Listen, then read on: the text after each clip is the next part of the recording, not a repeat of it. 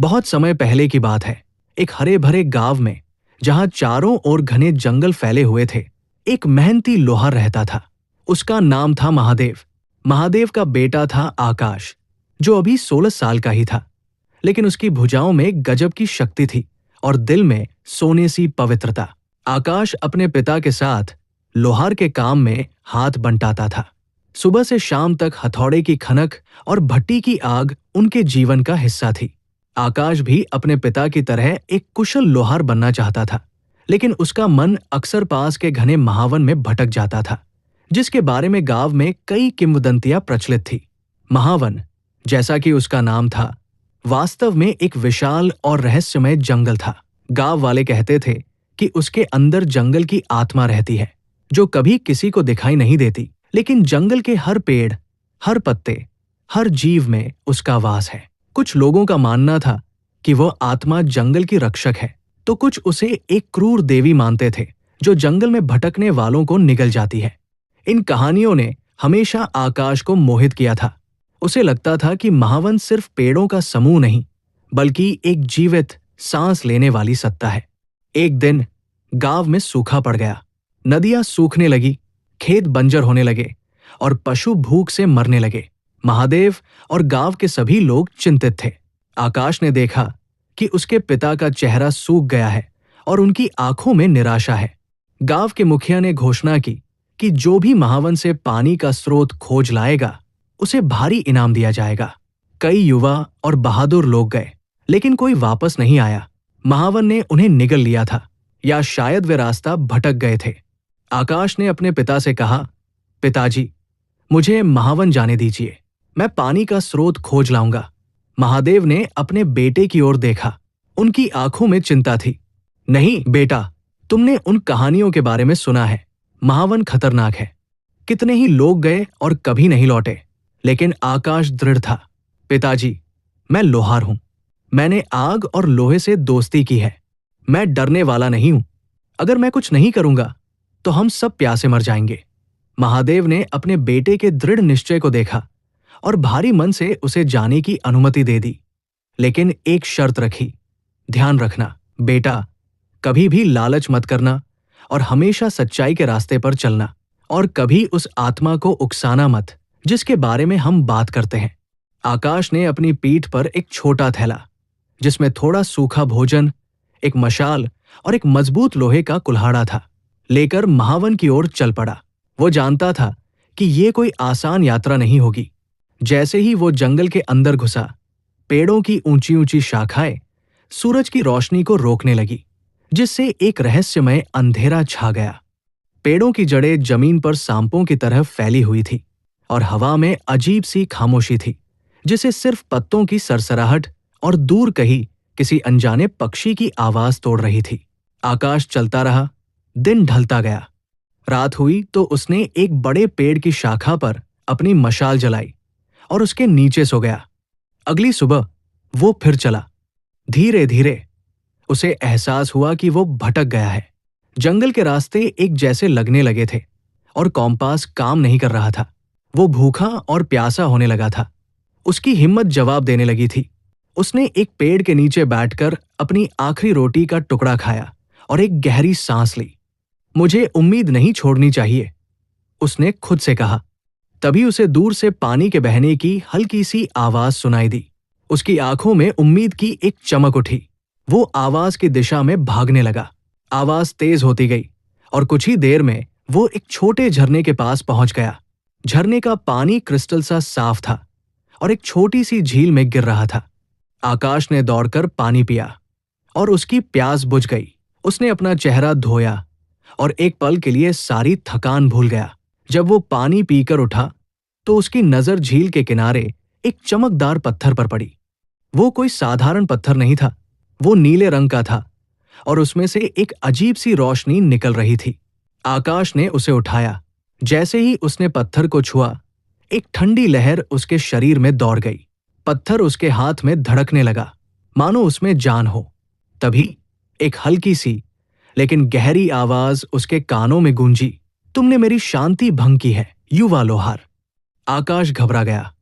उसने इधर उधर देखा, लेकिन कोई नहीं था। कौन है? उसने पूछा। मैं जंगल की आत्मा हूं, आवाज ने जवाब दिया। ये पत्थर मेरी शक्ति का स्रोत है, तुमने इसे उठा लिया है। आकाश ने पत्थर को तुरंत नीचे रख दिया। मुझे माफ कीजिए जंगल की आत्मा, मैंने अनजाने में ऐसा किया। मैं बस पानी की तलाश में था। आत्मा की आवाज थोड़ी शांत हुई। तुम एक ईमानदार हृदय वाले युवक लगते हो, तुमने लालच से इसे नहीं उठाया। आकाश ने नम्रता से कहा। मैं बस अपने गांव के लिए पानी की तलाश में था। मालिक, गांव में सब प्यासे मर रहे हैं। आत्मा ने कहा। मैं तुम्हारी ईमानदारी से प्रभावित हूं। मैं तुम्हें एक वरदान दूंगी, लेकिन इसकी एक कीमत होगी। आकाश ने पूछा। कैसी कीमत मालिक? आत्मा ने कहा। यह पत्थर तुम्हारी लोहार की कला में अद्भुत क्षमताएं लाएगा।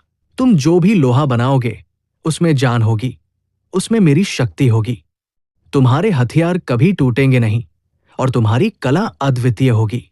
लेकिन इसकी कीमत यह है कि तुम्हें मेरे नियमों का पालन करना होगा। तुम कभी भी मेरी शक्ति का उपयोग व्यक्तिगत लाभ के लिए नहीं करोगे, नहीं निर्दोषों को हानि पहुंचाने के लिए।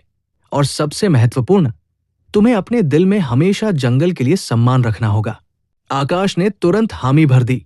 मैं वचन देता हूं जंगल की आत्मा, मैं आपके नियमों का पालन करूंगा। आत्मा ने कहा। ठीक है, यह पत्थर अब तुम्हारा है। जब भी तुम्हें मेरी मदद की आवश्यकता हो, इसे अपने हाथ में लेना और मुझे याद करना।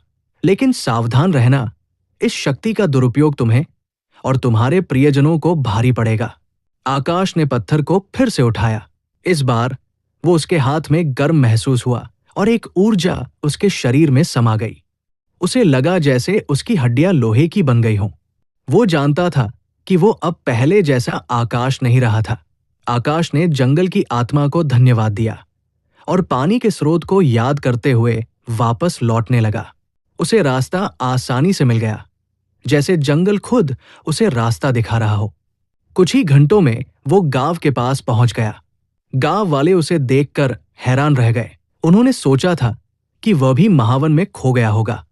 आकाश ने उन्हें पानी के स्रोत के बारे में बताया और गांव के लोगों ने तुरंत मटके और घड़े भरकर पानी लाना शुरू कर दिया। गांव में खुशी की लहर दौड़ गई। आकाश को हीरो की तरह देखा जाने लगा। लेकिन उसने किसी को उस पत्थर और जंगल की आत्मा के बारे में नहीं बताया। ये उसका और जंगल का एक गुप्त समझौता था। कुछ ही दिनों में सूखे की समस्या हल हो गई। आकाश ने वापस अपनी लोहार की दुकान पर काम करना शुरू किया। उसने वही पुराना हथौड़ा उठाया और लोहे के एक टुकड़े पर मारना शुरू किया। लेकिन इस बार कुछ अलग था। जब हथौड़ा लोहे से टकराया तो एक अजीब सी रोशनी निकली और लोहे का टुकड़ा ऐसा नरम हो गया जैसे मक्खन। उसने जो पहली तलवार बनाई वो इतनी तेज और इतनी मजबूत थी कि उसे छूते ही पत्थर कट गया। गांव वाले उसकी कला देखकर हैरान रह गए। आकाश, तुम्हारी कला में तो जादू आ गया है, महादेव ने खुशी से कहा। आकाश ने मुस्कुराते हुए कहा, पिताजी, ये बस अभ्यास का परिणाम है। लेकिन उसके मन में वो रहस्य था जो उसने किसी से साझा नहीं किया था। धीरे धीरे आकाश की प्रसिद्धि दूर दूर तक फैलने लगी। लोग दूर दराज के गांवों से उसके पास हथियार और उपकरण बनवाने आने लगे। उसकी बनाई हुई चीजें इतनी मजबूत और अद्भुत होती थी कि लोग उन्हें खरीदने के लिए किसी भी कीमत पर तैयार थे। वो तलवारें बनाता, औजार बनाता और यहां तक कि साधारण घरेलू वस्तुएं भी। हर चीज में एक अनोखी चमक और ताकत होती थी। आकाश ने कभी अपनी शक्ति का दुरुपयोग नहीं किया। उसने हमेशा जंगल की आत्मा के नियमों का पालन किया। उसने अपनी कमाई का एक बड़ा हिस्सा गांव के भले के लिए खर्च किया और गरीबों की मदद की। वो एक दयालु और न्यायप्रिय लोहार के रूप में जाना जाने लगा। लेकिन जैसे हर कहानी में होता है, अच्छाई के साथ बुराई भी आती है। आकाश की बढ़ती प्रसिद्धि ने ईर्ष्यालु आंखों को आकर्षित किया। पड़ोसी राज्य का एक क्रूर और लालची राजा, जिसका नाम विक्रम था, ने आकाश की कला के बारे में सुना। राजा विक्रम अपने साम्राज्य का विस्तार करना चाहता था और उसे सबसे अच्छे हथियारों की जरूरत थी। उसने अपने सैनिकों को आकाश को अपने दरबार में लाने का आदेश दिया। जब राजा के सैनिक आकाश के गांव पहुंचे तो उन्होंने देखा कि साधारण लोहार की दुकान पर लोगों की भीड़ लगी हुई थी। उन्होंने आकाश को राजा विक्रम के सामने पेश होने का आदेश दिया। आकाश जानता था कि ये एक परीक्षा होगी। उसे डर नहीं था, लेकिन उसे पता था कि उसे अपनी गुप्त शक्ति को छिपाना होगा।